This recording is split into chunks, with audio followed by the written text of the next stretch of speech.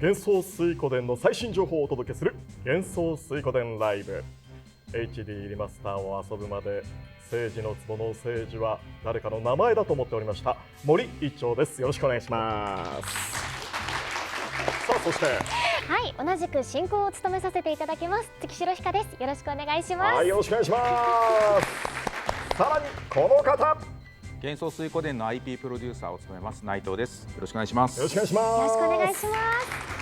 さあ内藤さん、およそ2ヶ月ライブからね月日が経ちましたがいかがでしょう。日本はもとより、世界中の方からもたくさんのコメントいただきましたし、あとはもう配信当日、トレンドで1位になったりとか、もう本当にありがとうございます。皆さんありがとうございます。ありがとうございます。そして 1&2H リマスターの方も非常に売れ行きも好調で、いつかいい報告ができると思っております。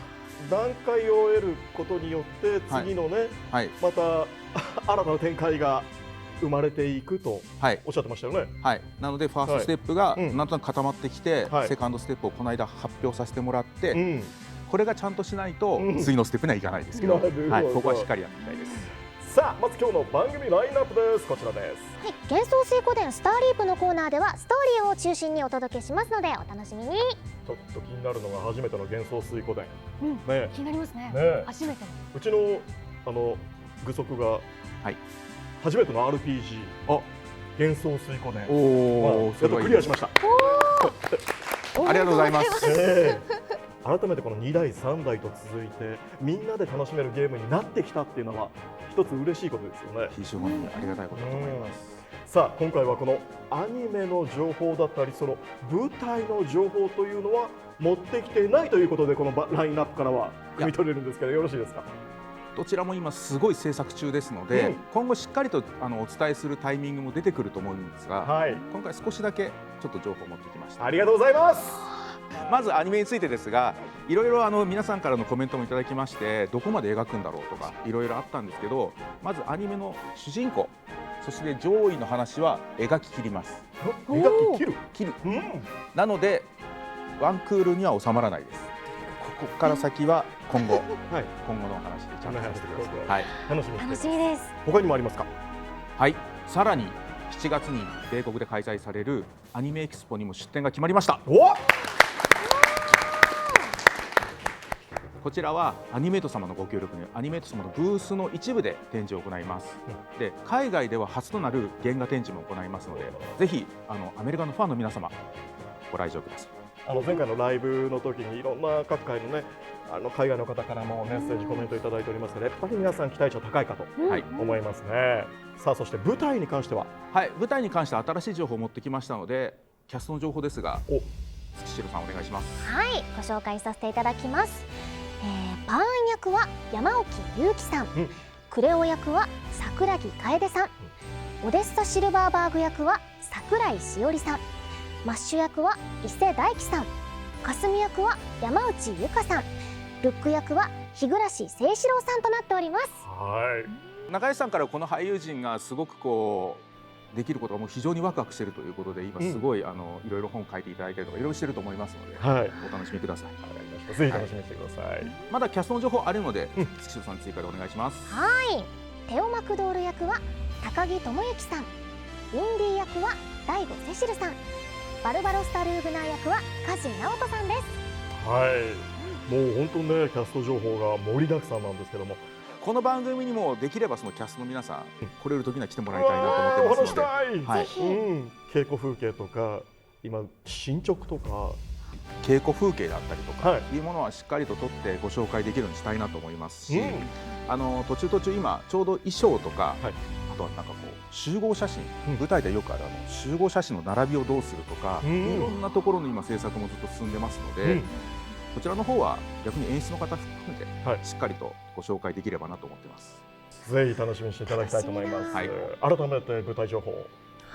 幻想水湖伝門の紋章戦争編は2025年12月に東京、京都の2都市で公演を予定しております。ぜひお楽しみに。さあそれではこちらから参りましょう。幻想水湖伝 1&2HD リマスター門の紋章戦争デュナン統一戦争です。ディレクターの大串さんにも来ていただいています。よろしくお願いします。よろしくお願いします。ディレクターの大串です。よろしくお願いいたします。発売から2ヶ月、およそ経ちましたけども、反響ってどうですか？そうですね、発売後遊んでいただけた皆様から、ありがたいことにご好評いただいております。また遊んでいただいた感想を毎日のように、見ることができまして、とても嬉しく思っております。はい。さあ、そして大口さん、今日はどういうお知らせを？はい、本日はアップデートに関するお知らせをいたします。はい。公式サイトで告知しておりましたこちらの内容につきまして修正を行い、先日バージョン 1.0.3 のアップデートを配信いたしました。はい。特に幻想水湖伝2の倉庫周りの不具合では皆様にご不便をおかけいたしました。まず倉庫のまとめる機能が正しく機能するようにいたしました。またまとめる機能の不具合によりまして不正なアイテムなどが生成されることがありましたが、そのまま残しておきますと、さらなる不具合につながることもありますため、セーブデータのロード時に、可能な限り処理されるように修正いたしました。それ以外の不具合に関しましても修正を反映しております。次にいくつか追加した機能に関してのお知らせとなります。まず PC プラットフォーム上で終了ボタンの追加を行いました。次に起動後のタイトル選択画面に設定2というメニューを追加いたしました。こちら設定2の中にバトル倍速時の BGM の倍速設定やダッシュボタンの操作の切り替え設定などを追加いたしました。その他にもいくつかの更新を行いました。詳細については公式サイトに記載しておりますので、そちらをご覧ください。以上、アップデートに関するお知らせでした。やっぱりこのユーザーとしてもね、アップデートが完了するたびにすごくまたやりやすくなってくるっていうのはね、すごく心地よくなってくるっていうのはね、嬉しいかと思います。さあ、他にもじゃあ何か情報はありますか？はい、前回の配信でお話ししたことでもあるのですが、本作では遊べるプラットフォームを多くすることを目指しておりました。はい。そのため Nintendo Switch 2版での発売もすることにいたしました。Nintendo Switch 2版では性能に合わせて解像度やフレームレートを調整しております。Nintendo Switch 版は、Nintendo Switch 2に互換しております。すでに Nintendo Switch 版をお持ちの方は Nintendo Switch 2でもプレイいただけます。その場合は解像度やフレームレートなどは Nintendo Switch 版のものになります。それぞれのスペック詳細に関しては公式サイトに記載しております。はい。Nintendo Switch 2版はこれから購入される方の新しい選択肢となればと思っております。確かに。Nintendo Switch 2版の発売日は6月5日です。機種本体の発売日と同時に発売いたします。よろしくお願いいたします。はい。以上、幻想水湖伝 1&2HD リマスターのお知らせとなります。今後もよろしくお願いいたします。はい。スイッチ2版もね、楽しみにしております。小口さん、ありがとうございました。ありがとうございました。ありがとうございます。さあ、続いてはこちらです。幻想水湖伝スターリープです。はい。そしてこちらには幻想水湖伝スターリープのプロデューサーを務めている藤松さんと一緒にお届けしていきます。よろしくお願いします。よろしくお願いいたします。藤松さんの方にも何かやっぱり反響はあります？そうですね。前回幻想水湖伝ライブで、幻想水湖伝 1&2HD リマスターに続くセカンドステップとしてこの幻想水湖伝スターリープを発表させていただきました。はい。発表直後からですね、たくさんのコメントをいただきまして、特に同時にティザートレーラーを公開させていただいたんですけども、そちらを見てグラフィックとか、サウンドとかにはとても期待していただけるようで、制作チーム一同、喜ぶとともに、改めて気合を入れ直して制作に臨んでおります。でも本当プレッシャーじゃなくてね、力になっているということですもんね。大変力になってますので、より頑張っていきたいと思っています。そうということなんですが、今回キャストとして月城さんは翡翠役として発表がありましたけれども、周りの反響といかがでした？そうですね、やっぱりいろんな方から親世代の方々もそうですし、お友達からも幻想水湖伝出るのってすごい連絡をもらって、昔遊んでた幻想水湖伝が今の時代になってまた遊べるなんて思わなかったみたいな。確かに。そのトレーラー見てくださった方もすごいグラフィックもパワーアップしてて、そうやるのが楽しみになったって言ってくださって、私もすごい嬉しい気持ちになりました。もうやっぱりね、この手元でモバイルでできるっていうのはさらにね、そうですね、若い世代にも受け入れられると、楽しんでいただきたいと思います。はい。さあ、藤松さん、今日は何を持ってきていただきましたか？はい、本日はですね、ストーリーのトレーラーを持ってきました。ストーリーのトレーラー。はい。前回の番組を配信した後に、ストーリーについてもコメントたくさんいただきまして、気になるところがね、どんな冒険になるんだろうとか、過去作とのつながりってどうなるんですかとか、コメントいただきまして、今回持ってきたストーリートレーラーは、そこに一部お答えできるものになってるんじゃないかなと思いますので、ぜひ見ていただければなと思います。初出しはいですよね。はい、さあそれではご覧いただきましょう。どうぞ。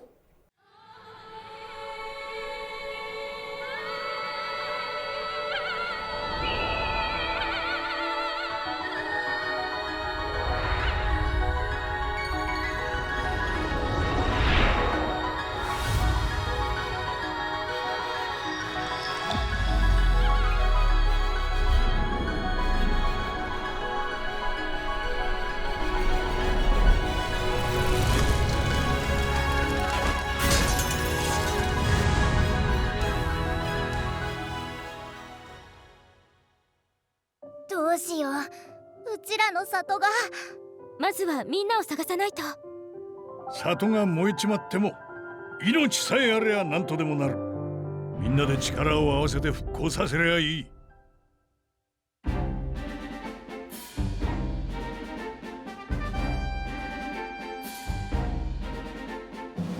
私をそばに置いてくださること、言葉にできないほど感謝しています。旅は本当に危険がいっぱいあんだ。私が守るぜ。何かが起きた時ほど冷静に判断しなければなりません。我が弟子よ、あなたは現状をどう見ますか？あなたたちが信用できるか試してもいいかしら。蘭林天と名乗っている手だれの用心棒です。我々の連携を見せてやりましょう。さすが暁帝国の帝都ですね。こんなに人がいるの見たことねえよ。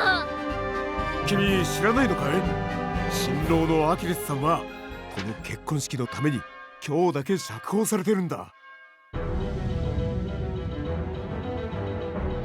帝国よ、聞こえるか？たとえ僕の命が消えようとも、この灯火は決して消えない。お嬢ちゃんの理想は嫌いじゃないが、構える力がないなら所詮絵空事だ。お嬢さん、あんた貴族だったのだ。私は今ようやくこの目で見ています。人々が帝国の圧政に苦しむ姿を、まっとうに生きることすらもできない現実を。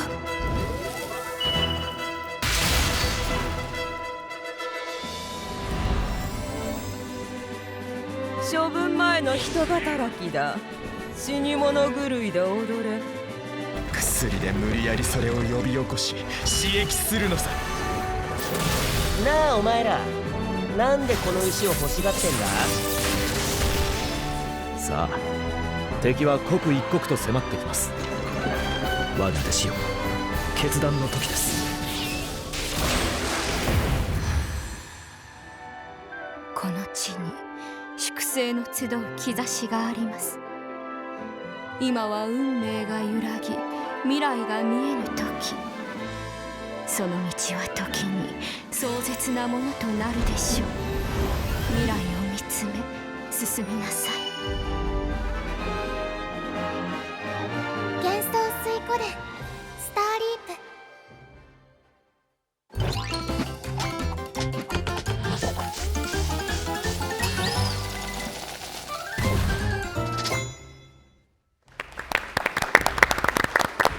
これら見ていかがでしたか？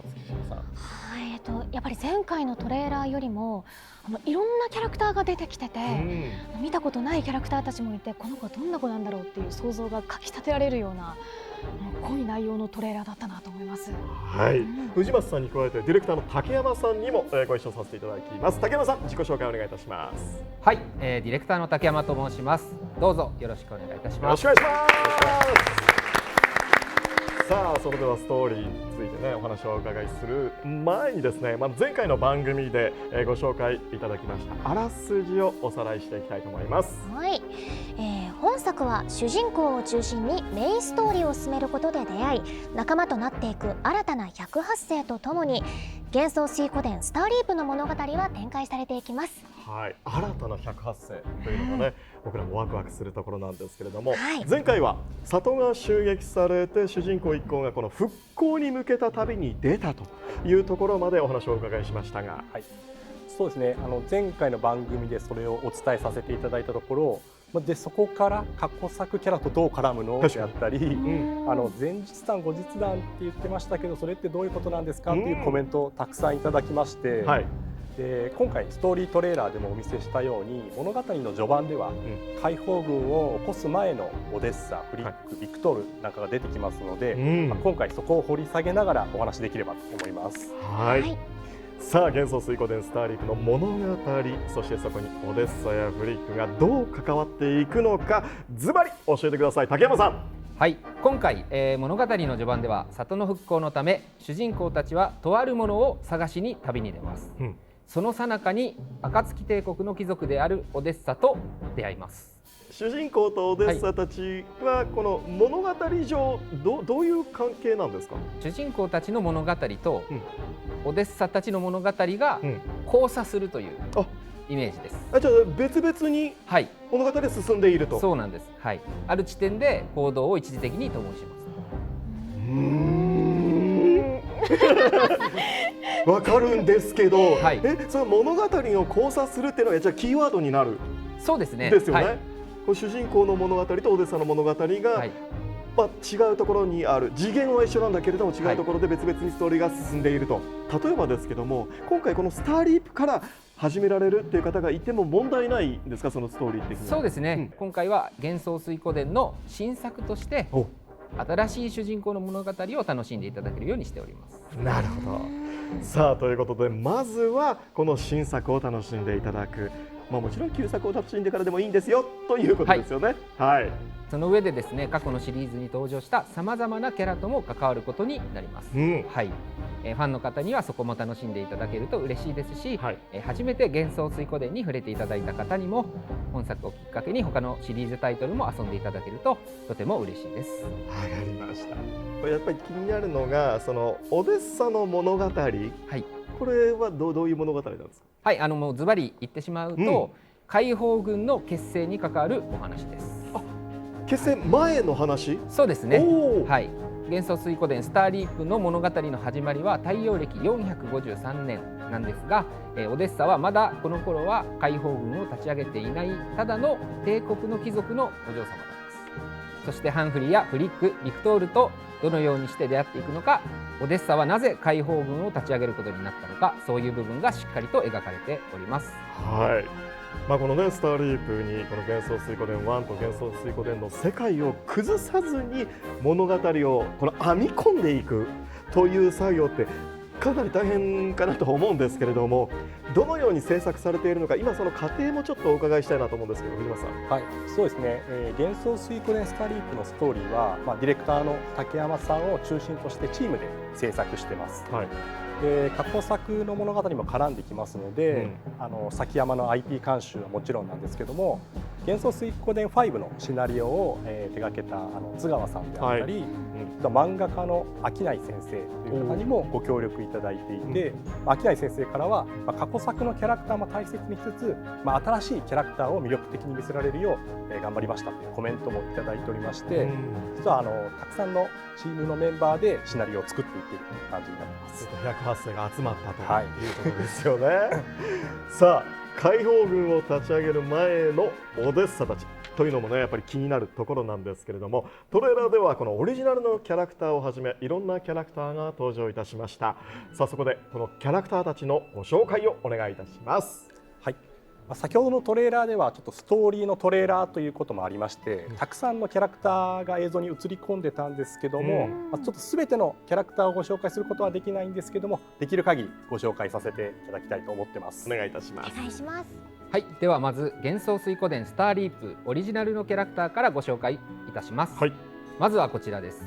ユア、主人公の妹です。まだまだ子供なんですが、性格的にはすごく自立している立派な女の子です。一人で他の町に料理授業に出ているので、最初は里にはいません。はい、料理でみんなを笑顔にしたいというのが夢です。このキャラクターは料理の機能を担当しています。キャラクターボイスはリユーさんに演じていただきました。リュウは実はストーリートレーラーの最後のところに料理してましたよ。なるほど。さあそしてはい、続いてオルハンです。里の創設に関わったうちの一人で、主人公の幼なじみであるシーリーンの父親です。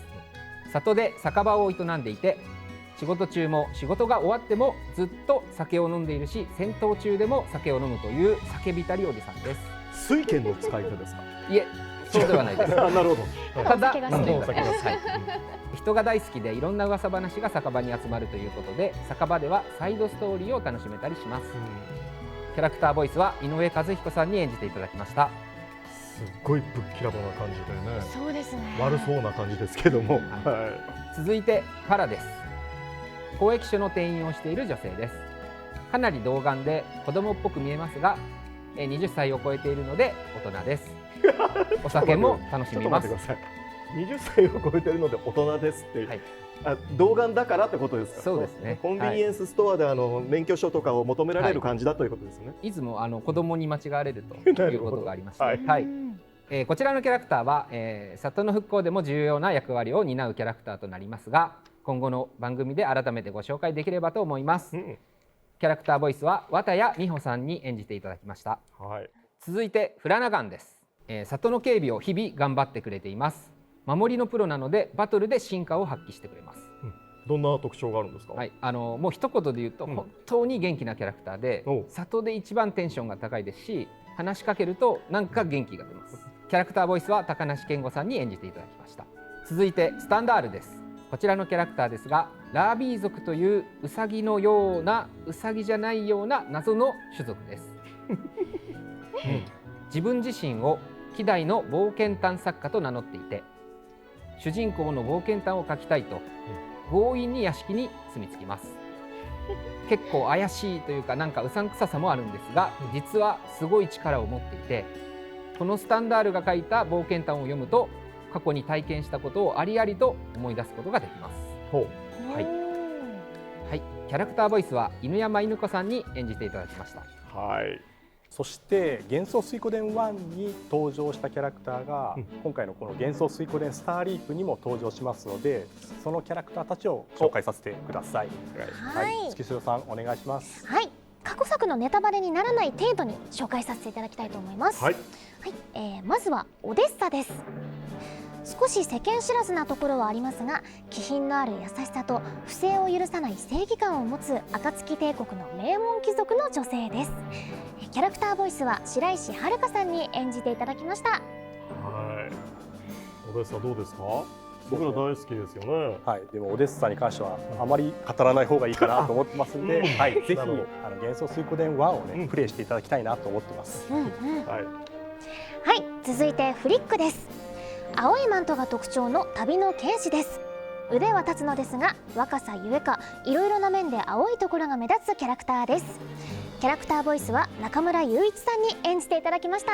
はい、ということでフリックなんですけれども、やっぱりちょっとなんかその青々しさっていうのは今回描かれている。そうですね、幻想水湖伝1よりも、少しもうちょっと若い時代ですので、実はまだバンダナもしてない状態なんですけども、その頃よりもさらに若く、さらに青くみたいな感じのキャラクターになってます。なるほど。竹山さんからはオデッサに出会う前のフリックですので、はい、かなりなんていうんですかね、やんちゃというか、はい、そういうところも見れるかなと思います。物分かりの悪そうなところもあるということですね。楽しみです。最後はビクトールです。見た目通りの豪快な性格の大男です。とある目的を持って各地を旅している戦士なのですが、彼の人を見る目は確かで、気に入った人物には世話を焼きたがるおせっかいな一面もあります。キャラクターボイスは小西克幸さんに演じていただきました。はい、ビクトールね、藤松さん。ビクトールは実は竹山さんが一番好きなキャラクターなので、竹山さんにちょっと語っていただきましょう。そうですね、あまり語りすぎるとちょっともう10分ぐらい使うことになるので割愛するんですが、はい、幻想水湖伝1と2に出てきまして、その中のエピソードにありますが、本当に心が強いキャラクターだなと思っておりまして、悲しみを外に見せないと言いますか、本当は心の中ではすごく悲しんでると思うんですけど、気丈に振る舞うっていうところがすごくやっぱりいいなと思っております。あの場面良かったですよね。言っちゃダメですよ。わかりました。そうで、立ち絵のイラストもね素晴らしいんですけれども、ドットで表現されたキャラクターの表現、これも動き一つとっても非常に細かく精細に表現されてますよね。ありがとうございます。はい。今回のスターリープはイラストだけでなくドットにも強くこだわりを持って制作しています。はい、はい。チームのドットリーダーの米山とピクセルアート界隈では非常に有名な西村さんとタッグを組み、とてもいいドットを作り上げてもらいました。はい。さあ今回そんなお二人から、実はコメントが。そうなんです。はい、まずはリーダーの米山剛さんです。幻想水湖伝スターリープでは幻想水湖伝1、2のようなドット絵をベースにしつつ、最新技術による狂言で幻想水湖伝シリーズのキャラクターたちの魅力を引き出せるような作品を目指して開発しています。ドット絵で描かれた新たな客発生たちの活躍にもご期待ください。はい。続いて西村正義さんのコメントです。長い歴史を持つタイトルですので、多くのファンの方々のイメージを崩すことなく喜んでいただけるように制作させていただいております。本当にたくさんのキャラが登場するタイトルですので、それぞれの個性が光るポージングやアクションを心がけておりますので、ぜひ作品中でご覧いただけると嬉しいです。楽しみにしております。はい。さあ続いては物語が展開されるロケーションについてご紹介していきたいと思います。トレーラーでは主人公たちの里や幻想水湖伝1のグレッグミンスターで移動する姿が見られました。 RPG の醍醐味として、隅々まで探検したい、全部見たいよという意欲がふつふつと湧いてくるわけなんですが、これ実際に自由に探索できるようになっているんですか？いろんな街とかダンジョンとかに行くことになるんですけども、プレイヤーの皆さんがキャラクターを自由に動かして冒険を進めることができます。めちゃくちゃ楽しみですよね。街じゃどういったことができるんです？ランドマークという機能がありまして、例えばグレッグミンスターでは女神像やテオマクドール邸などがランドマークとなっています。でそこに行けばそれにまつわる海外イベントが発生したりします。ランドマークっていうのはそう地図ごとに街ごとに何かが、はい。でそこに一度行くと新業法でめちゃくちゃ早くそこに行けるようになるので、普通にこう街を探索する中で便利になりますので、ぜひランドマークを見つけていただければなと思います。はい。グレッグミンスターにも原作通りに防具屋があるのですが、そういうアクセスしたい場所の近くにランドマークが設定されたりしています。さすが、やっぱね、防具屋とかね、すぐ行きたいのに行けなかった、あと道具屋ね、何々買ってこいっていうクエストがあるのに行けないっていうのがこれで解消されると。そうですね。はい。あとはですね、サイドクエストみたいな感じで、町の住民からクエストが受けられます。これはプレイが必須というものではないのですが、クリアすれば報酬がもらえるほか、交易とかでお得になったりもしますので、ぜひお時間があるときにやっていただけると嬉しいです。はい。はい。絶対やりますよね。はい。隅々までですから。はい。はい。街の中には宝箱もたくさんありますので、ぜひそちらも探してみてください。街の機能は他にもまだまだあるのですが、今日ご紹介するのはここまでです。わかりました。ありがとうございます。ありがとうございます。ね、いろんなねロケーション、探検できる、冒険できると思うと楽しみがね、止まりませんが。さあ続いては物語を彩る音楽について聞いていただければと思います。さあここでゲストのご紹介です。サウンドクリエイターを務めています鴨地さんです。はじめまして、鴨地あかりと申します。幻想水湖伝スターリープでは新曲の制作監修に加え効果音制作などサウンド全般に関わるお仕事に携わらせていただいております。本日はどうぞよろしくお願いします。お願いします。さあそしてメトロベリーの山本さんです。はじめまして、山本と申します。普段は幻想水湖伝のコンサートの企画とか演出をしております。今回幻想水湖伝のスターリープでは過去作の楽曲のオーケストラアレンジやレコーディング周り、あと一部新規楽曲の制作にも携わっています。よろしくお願いします。前回まずサウンドにはこだわりがあると、おっしゃってましたけれども、そのあたりについて今日は詳しくお伺いできますでしょうか。はい、サウンドはですね、ディレクターの竹山さんとともに、こだわっていこうと決めた部分でして、鴨地は先ほどあったようにBGM とサウンドエフェクトの制作と監修しておりますし、山本さんはコンサートの主催であったり、我々がこだわって楽器の生音を100曲以上収録したというのをお伝えしたと思うんですけども、はい、そこにも協力いただいてますんで、このメンバーに今日はこだわりを語っていただこうと思ってます。お願いいたします。さあということで、まずはね、この幻想水湖伝スターリープの BGM、たくさんのこだわりがあるということなので、オーダーもすごかったんだと思うんですけども、竹山さん、どんなオーダーをされたんでしょう？実はですね、細かいオーダーは全然しておりません。なんと、例えばストーリーで流れる曲に関してはこういうシチュエーションですとか、こういうイメージですみたいな感じでお伝えしたりとか、あと戦闘曲はテンションを上げてもらいたいのでロック調にしてくださいとか、そういう感じでお伝えしておりました。例えば、具体的に言うと街が変わると音楽が変わったりするじゃないですか、あの場面とか。過去作の BGM に関しては、アレンジという形でやっていただいてるんですが、今作にも新しい街っていうのが登場するんですけれども、そちらも情報がちょっと少ないというか、コンセプトアートしかできてない状況で依頼しているので、この国のこの曲のイメージで作ってくださいみたいな感じでのオーダーですね。正直大変な部分はあるんですが、まずその竹山さんとすり合わせをさせていただいたのが、自分自身もその幼い頃から東野美樹さんはじめ歴代のサウンドクリエイターの方々が作られてきたその幻想水湖伝らしい音楽感をとにかく大事にしたいというところで、そこは一番すり合わせをさせていただいたかなと思ってます。具体的にその幻想水湖伝らしいサウンドとは何かなというところなんですけれども、一つはクラシック音楽と言われる西洋音楽と、またその世界中の民族音楽の絶妙な融合であることと、また記憶に残る特徴的なメロディーであるということです。で今回はそれにスターリープならではの和とか中華の要素をブレンドして、どこか懐かしいけれども新しいスターリープならではの世界観を出せるように試行錯誤を繰り返しているというところです。前回のやっぱ放送でもね、このオーケストラの演奏で、視聴者さんからのコメントなんですけども、元帥らしいねっていう声がね多くあったんですよ。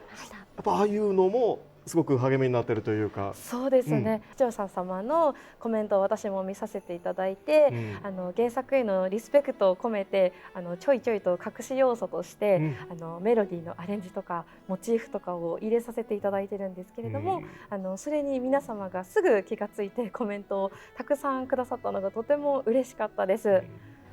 で他の曲にも実はこっそり散りばめられていますので、そのあたり新しい曲も今後楽しみに聴いていただけたら幸いです。その音楽をやっぱり幼少の頃からされている方とはやっぱりもう何ですかね、もう音に対する感覚がやっぱ全然違うなっていうのを今回も思いまして、でこちらから幻想水湖伝らしい曲にしてくださいっていうふうに頼むのは一言で済むんですけど、実際それを今おっしゃっていただいたように、こういうのが幻想水湖伝らしい曲ですよねっていうところのすり合わせですごくいろいろ言っていただいて、あ、そうですそうですみたいな感じでお伝えしていって、曲を一緒に作っていった。僕が一緒に作っていったって言ったらだいぶおこがましいんですけど、結果的にすごくいい BGM になってよかったなと思っています。これ藤松さんね、やっぱり出来上がった曲を今度また聴いていくじゃないですか、スタッフ全員で。その時ってどういう感覚なんですか？そうですね、まずは曲だけが上がってくるんですけど、まずそれを聴きます、でその後ゲームに組み込まれた状態で今度聴きますっていうので、またそこでも違ったやっぱこのシーンでこの曲でいいよねとか、でもやってると、このシーンにまた違った曲欲しいよねってサウンドからもディレクターからも言われて、私は頭を抱えるということになるんですけどそれがたまりにたまってこの曲数になっていってるっていうのがあります。なるほど。さあじゃあさらに深い続いてなんですけど、過去作の楽曲を、今作用にオーケストラアレンジを行った山本さんにお話もねお伺いしたいと思うんですけども、どんなところ一番気使われました？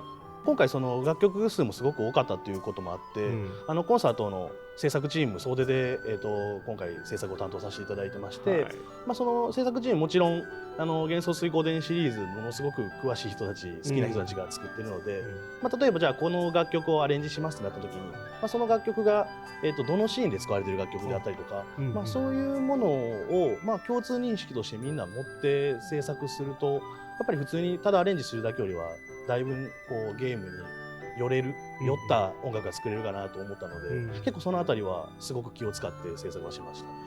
やっぱりそのメンバー全員が、同じ方向を向いてるからこそ、その世界観の広がり、あとすごい緻密な思い出が聞いてる僕らにも伝わってきますよね。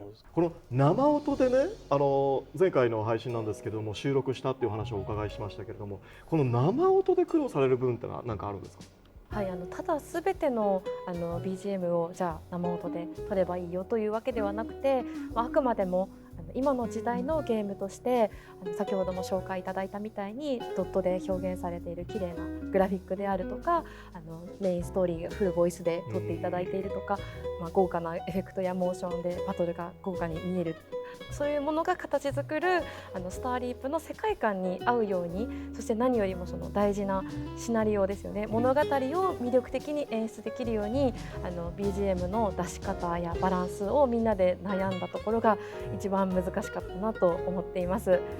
ただ今回山本さんはじめ編曲家の方、演奏家の方、エンジニアの方など、全ての方々がとにかく一音一音にこだわってクオリティの高いものをひたむきに追求してくださったので、苦労はあったんですけれどもレベルの高いものができたのではないかなと思ってとても感謝しております。竹山さん、もう一言で言うと、大変だったけど楽しかったよって。楽しかったですか？でも本当にいい曲がたくさんできたので、まだ全然お届けできてないんですが、本当に早くお届けしたいなっていう気持ちでいます。もう本当になんか僕らもね、早く聞いて、あと自分たちのね物語をまずそこでいろいろ作ってもらって、そこをまた保管するようなね作業がね、音楽ってすごくその時の思い出がね、なんか蘇らせてくれますもんね。その一助になっているというところ、早く感じたいです。さあ、そんな中で今回このオーケストラのメイキング映像もあるということなので、ちょっとね皆さんも一緒にご覧いただきましょう。さあ、まずこれは雅楽で使われる笙ですね。笙、いきなり珍しい楽器ね。こういった珍しい楽器も今回は揃えられて、山本さんが頑張って、奏者さんを探してきてくださいました。そうですね、結構奏者さんが少ない楽器とかも多くて、どこまで生音で撮るかどうかみたいな。でもせっかくこういうふうにレコーディングしてるので、なるべく撮りたいと思うものは言ってくださいとはお伝えはしました。ガンガン撮りましょうっていう。竹山さんのわがままに全部答えていく。ありがとうございます。これはオーケストラで、皆さんやっぱりプロですからね、いろいろ覚えてきて、ここで息に合わせていくと。そうですね。さっき映ってたのは鴨本さん。はい、そうですね。ピアノを少し、やらせていただきました。山本さんも、打楽器はね、山本さんがやっていただいて、大体取りました。大体取りました。サウンドクリエイターって自分たちでも演奏されるで撮る。場合による。人によるかもしれない。こういうのとかですね。そうですね。例えばトライアングルチーンっていう音を、これがいいですか、これがいいですか、これがいいですかみたいな5種類ぐらい用意してて、その場で叩いてどうですか、これでお願いしますみたいな感じでやってます。なかなかね、その声の取り方とまたちょっと違う地道な作業がありますね。そうですね。繊細な調節が必要になってくる。あとやっぱバランスとかもね、この現場で見てやっぱりやっていかないといけないでしょう。そうですね。それを最後きれいにまとめてくださるそのレコーディングエンジニアさんの方がいらっしゃって、その方のおかげで本当に一つのまとまりのある曲になっていると思います。なるほど。いやもうちょっとね、こういう裏話をねどんどん聞けて、またさらにプレイできるとすごく楽しみが増えていきますが、さあということでそろそろお時間になりました。視聴者の皆さんにメッセージを頂戴したいと思います。鴨本さん。はい、かつて幻想水湖伝の音楽に魅了され、そこから長い時間を経てずっと夢を抱いてきた一ファンとしてこうして幻想水湖伝スターリープの音楽を皆様にお届けすることができて、とても嬉しく光栄に思っております。今回山本さんにたくさんご助力をいただきまして、改めて原曲のかっこよさ素晴らしさを再認識しましたし、それに追い越せという気合のもとに新曲もクオリティアップを図ることができたかなと思っています。今後も次のステップにつなげていけるように我々制作スタッフ一同全力で取り組んでまいりますので、皆様応援のほどどうぞよろしくお願いいたします。また音楽を通して皆様にお会いできるのをこれから楽しみにしております。本日はありがとうございました。ありがとうございます。続いて山本さん。私個人的にも幻想水湖伝のシリーズが大好きで、いつもコンサートの企画をさせていただいてるんですけれども、過去作をプレイしてる時とかにいつもなんか密かにこのゲーム生音のオーケストラで音楽ゲーム内で流れればいいなみたいなのを今までずっと考えて、ゲームしてきたんです。で今度は歴史あるこの作品の音楽を再構築させていただけるという機会をいただけたことをすごく光栄に思っております。で貨物さんはじめそのサウンドチームの皆さんと本当に密なやり取りをすごく繰り返して作っていったっていうこともあって、一班としてもものすごく満足度の高いなんていうんですかね、妥協のないいい音楽が作れたと思ってますので、ぜひゲームをプレイされる際はその音楽の細部とかにもちょっと耳を傾けていただきつつ、楽しんでいただければなと思っております。本日はありがとうございました。ありがとうございます。さあということで以上が今回の幻想水湖伝スターリープの情報となっております。藤松さんと、竹山さんにも視聴者に向けてメッセージをお願いします。竹山さん。はい、3月の発表以来たくさん期待のお声をいただいておりまして本当にありがたく思っています。スタッフもクオリティを上げるために日々努力していまして、力を込めた部分が実際に皆さんに褒めていただけると本当に嬉しそうに報告しに来たりしてます。はい。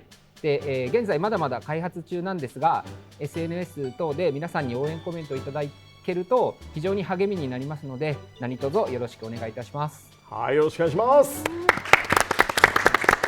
さあ藤本さん。はい。今回はストーリーと BGM を中心にお伝えさせていただきました。キャラクターもまだまだ登場しますし、ゲーム内容についてもまだお届けできていない部分がたくさんありますので、これからも注目いただければなと思います。で、ぜひ今回お伝えした内容の感想や、次回配信で聞きたいことなんかをコメントいただけると嬉しいです。よろしくお願いいたします。はい、ありがとうございます。ということで以上幻想水湖伝スターリープについてのコーナーでした。さあ続いてはこちらです。初めての幻想水湖伝。このコーナーでは幻想水湖伝作品とスターリープのつながりを解説するコーナーです。はい、幻想水湖伝 IP 監修担当の崎山さん、よろしくお願いします。はい、ようこそ幻想水湖伝の世界へ。シリーズ初心者の方にも分かりやすく解説を務めたいと思います。はい、よろしくお願いします。さあじゃあ崎山先生、早速なんですけども今日は何を教えてくださいますか。はい、今日は太陽暦を紹介します。太陽暦。太陽暦は、じゃあ西暦のようなイメージでいいんでしょうか。そうですね。元帥の大陸全土で長く使われている暦が太陽暦です。それでは新入生の月城さんにこのコーナーの教科書である極み大辞典を、お貸ししたいと思います。教科書分厚。こんなんあります。それはちょっと待って新品なんですか。はい、新品をお持ちしました。まだかろうじて新品ではもったいない。なかなかレアな存在ではありますけど、開け方下手。はい、ということでこちらの方。あら、月城さん、みぞれ、これ藤本さんもうないですよね。そうです。ありがとうございます。新品を初めて見ました。ツヤツヤですよ。ピカピカ。私は大きいですよ。すごいです。それは新品なんですけど、この私の極み大辞典はもうおそらく世界で一番使い込まれた極みでね、もうすでにボロボロでテープで留めたりして使っているような状態ですけど、日本語版だけですけど、今電子書籍版もありますので大変おすすめです。それでは教科書の838ページを開いてみてください。教科書すごいなんか学生になったちなみにページ数は1080ページ、ここに108がちゃんと入ってる。なるほど、それ覚えやすいのに今なんで覚えてなかったんですか。見つかりましたか。見つかりました。ようやくお待たせしました。はい。それでは太陽暦元年を月城さん読んでみてください。はい。ヒクサクが新官庁として新官政治を開始。この年を太陽暦元年と定めると書いてあります。太陽暦はこの幻想水湖伝スターリープの時代にも存在する古い大国、ハルモニア新生国の建国の英雄ヒクサクが新官庁として政治を開始した年を太陽暦元年と定めたことが起源となっています。この後もハルモニア新生国はこの優れた文化とか強力な軍隊を要する大国として以後数百年の長きにわたりシリーズの中でも大きな存在感を示しています。おーって言ってますけど、ちゃんとついてきてますか。はい。そう、なるほど。でもなるほど。ここが太陽暦の始まりなんですもんね。そうですね。でもこの太陽暦の中でこの戦争が繰り広げられるということなんですよね。そうですね。ではこちらをご覧ください。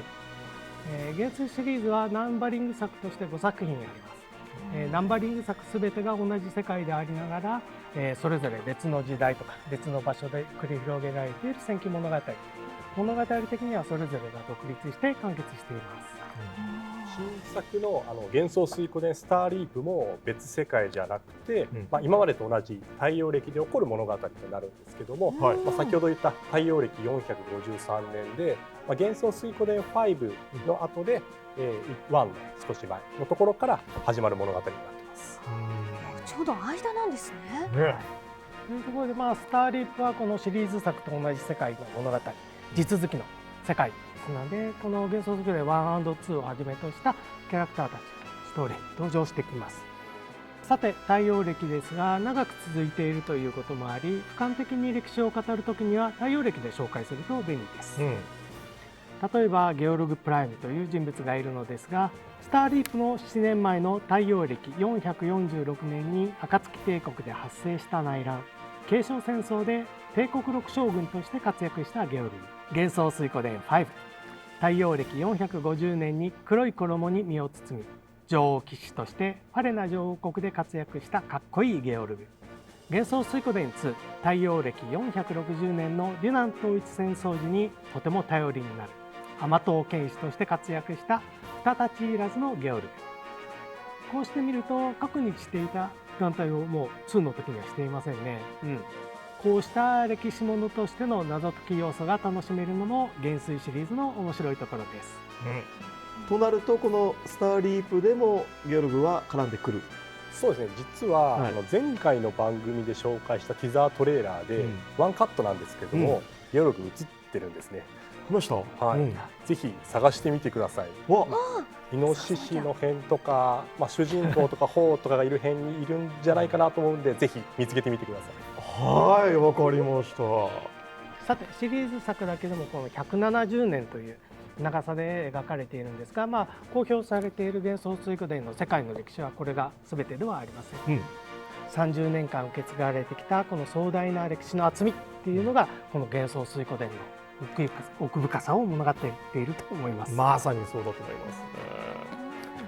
幻想水湖伝スターリープの物語もこの太陽暦の歴史に刻まれている物語の一つであり、太陽暦453年に主人公の里が襲撃されてしまうところから変化の紋章をめぐる物語が動き出します。それでは月城さん、太陽暦理解できたでしょうか。いいよ返事。先生、もうあと2、3追加した授業が多分、必要になるかと思いますけども。今改めて説明されてより理解がちゃんと深まった気がします。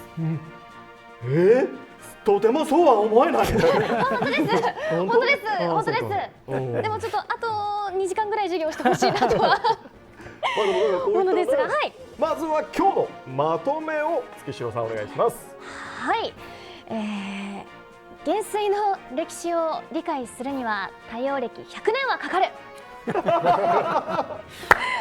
分かってないってことじゃないですか。いや、やっぱちゃんと理解するには、はい、やっぱ100年は欲しいなと。まあそれだけ人の人生とか、積み重ねがもうより詰まってるので、ちゃんと理解したいんですけど、多分太陽暦100年はかかるだろうなっていう。そこまで付き合いきれませんよ。付き合ってくださいよ。はい。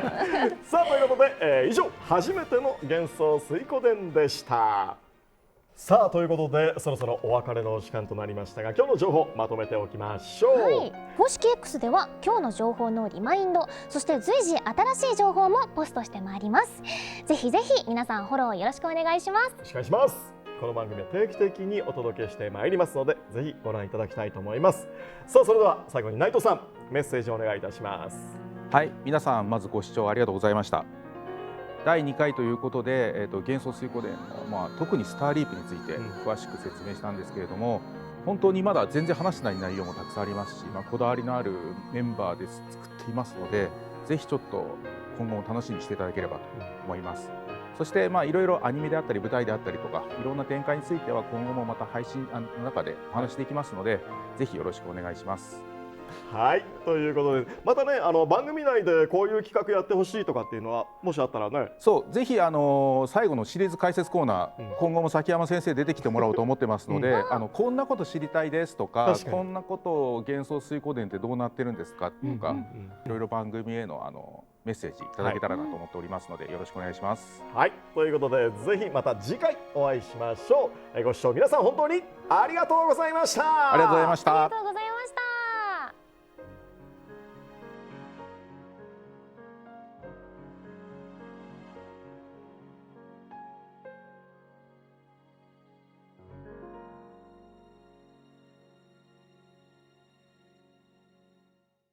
コナミ